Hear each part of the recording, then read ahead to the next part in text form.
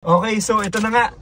Game. Kung nagtataka ka ba't sobrang nagmamadali ako ngayon kasi pupunta tayo ng gala. So in 1 minute, ito yung 3 bad habits na posibleng ginagawa mo na nakakasira ng kotse mo. So unang-una syempre, ang car maintenance. Madalas sa atin mga car drivers, alam natin yan. Pinabaliwala lang natin minsan yung pag-car maintenance. Yung hindi pag-follow ng schedule or specific kilometers na tinitake para kailangan natin magpa-maintenance. So kasama dyan yung mga brake checks, mga filter replacement, and everything. Kailangan mo ipa-check yan. Importante yan. Dalawa, ito common to, lalong-lalo na pag lagi kayo nag-drive. Yung bilisan na pag-arangkada at saka pag-preno. Smooth lang, para yung drive din natin, wala kayong maging problema. Number 3 naman is pumili tayo ng mga engine oil kagaya nga nito.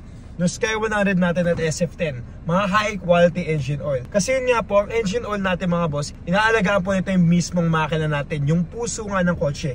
So pag hindi yun maayos, hindi natin na-maintain na maayos, nagkakaroon tayo ng problema at in the long run, at hindi tatagal yan pag hindi tayo pumili ng high quality engine oil. So ayun mga boss, tara, kailangan natin umalis. Kita-kits ulit tayo sa next video mga boss. So ayan, bye-bye at gagala na nga tayo.